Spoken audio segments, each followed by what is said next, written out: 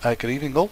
Welcome back to me, Matt, reading another one of these books that I've found on my journeys through Skyrim.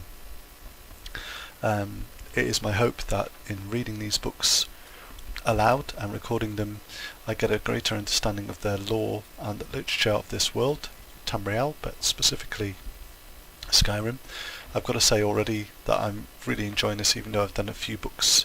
I've played this game for years and never really read them, so the purpose of these videos is really for me to pay a bit more attention.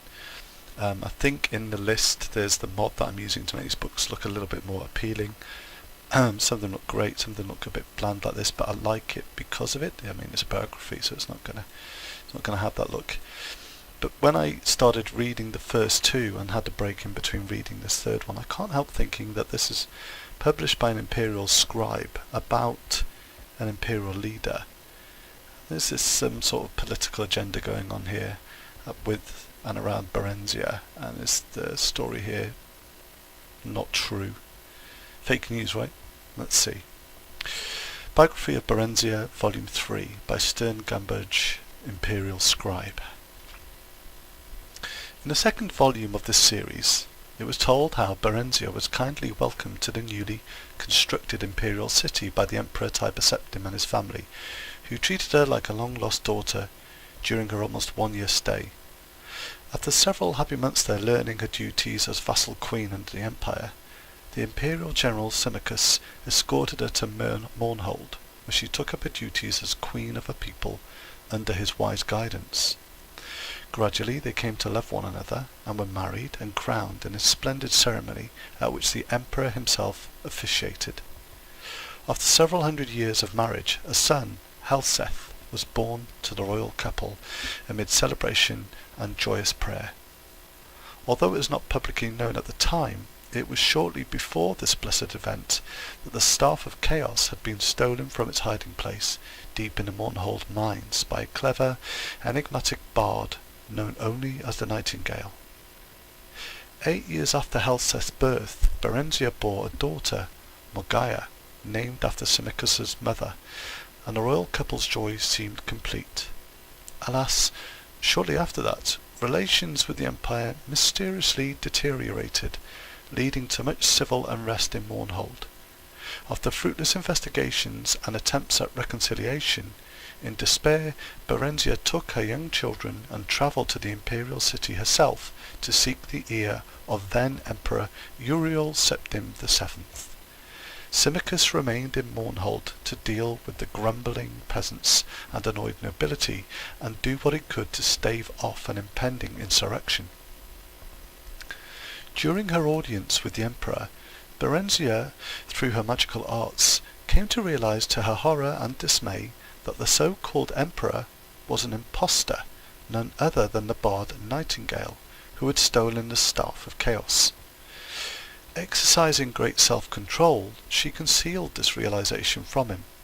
That evening, news came from Symmachus that Symmachus had fallen in battle with the revolting peasants of Mournhold, and that the kingdom had been taken over by the rebels.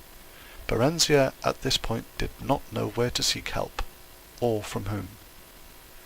The gods that fateful night were evidently looking out for her, as if in redress of her loss.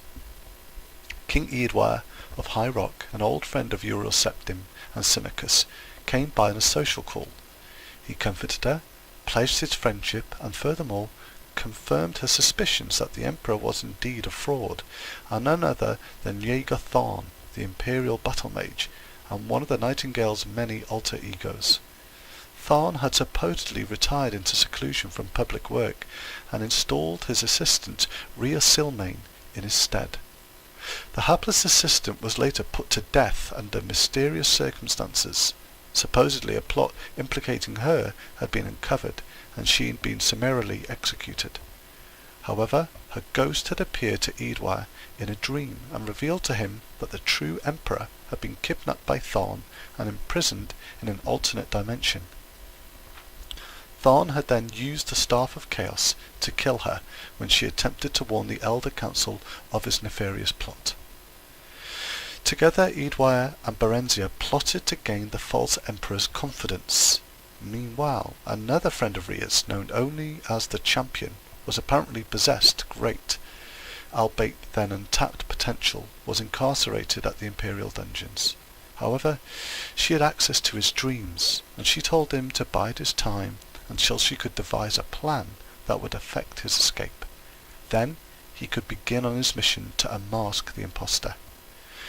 Barenziah continued to charm and evidently befriended the Ersatz Emperor. By contriving to read his secret diary, she learned that he had broken the Staff of Chaos into 8 pieces and hidden them in far-flung locations scattered across Tamriel. She managed to obtain a copy of the key to Rhea's friend's cell and bribed a guard to leave it there as if by accident.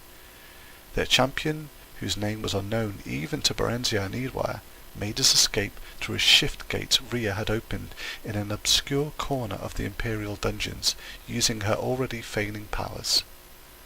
The champion was free at last, and almost immediately went to work.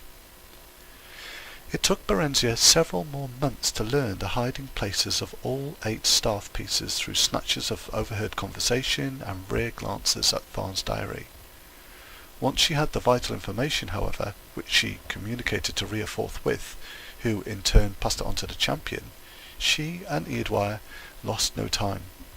They fled to Wayrest, his ancestral kingdom in the province of High Rock, where they managed to fend off the sporadic efforts of Tharn's henchmen to haul them back to the Imperial city, or at the very least obtain revenge.